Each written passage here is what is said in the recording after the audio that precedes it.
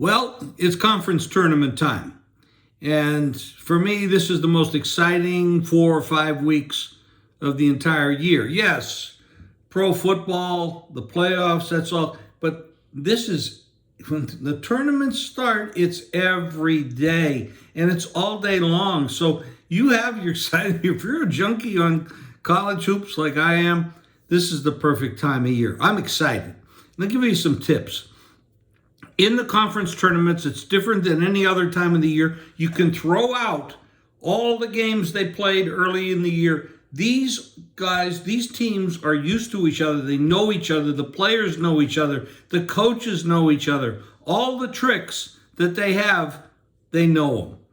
So what you have here is potential for upsets. And you're going to have the same thing in the NC2A and the postseason tournaments as well, because there's a lot of balance in college football today. There's probably 17 to 20 teams, but the odds, of course, are different, that could win and cut down the nets.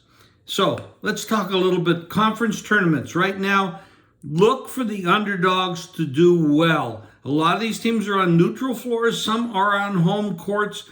Look at how these teams play on their home courts, how they play on the road in their conference games. Forget the other games. Those teams, those games that they don't play against conference opponents mean much less than what's happening against their conference opponents, who their familiarity is tremendous. They know how to defend.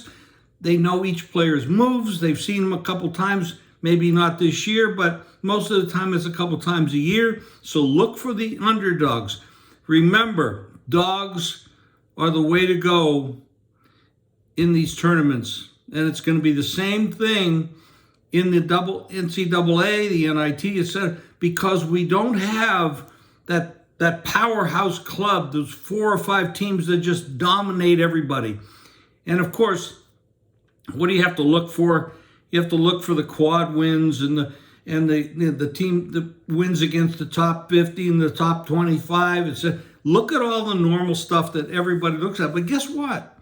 The odds makers do the same thing. They look at the same facts that you're looking at. So in order to beat them, you're going to have to find a way to look for something that they are not looking at as strongly. Now, you have an advantage. They don't. They have to put a number up on every game, and they got to take the bets on every game. You don't have to play every game. Be selective. If you're throwing out 15 bets a day, you're probably not going to win unless you get really lucky. But if you're selective and you look for those spots, remember, the bookmaker has to play every game. You do not. That is a tremendous advantage that you have. Now, also, look for depth. In these tournaments, these kids, they're 18 to 22 years old, and they have to play night after night, today, tomorrow. Depth means a lot. Guard play means a lot. So if you have strong guard play, and if you have some wing players that can also move the ball well and they move their feet well, play defense, get some points, that's also a big advantage. But the guard play dominates. The guards have the ball on every play on offense. So look for that. And look for coaches that have been deep in these tournaments before, because that experience makes a big difference. Experience, I can't overrate this or overstate this.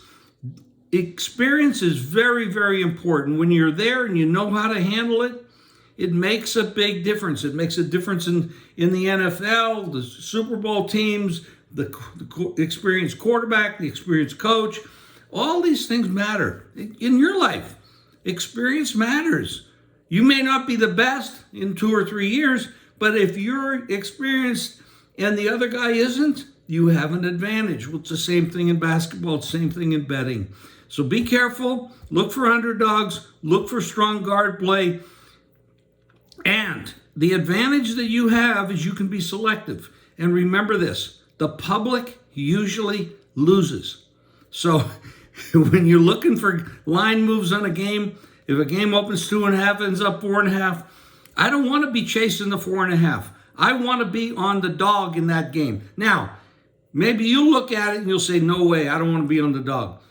That's an advantage that you have. You do not have to be involved in that game. You can take the dog or you can pass. The bookmaker can't do that. He has to take the bets. That's a big advantage. Use it to your advantage. We'll see you next week.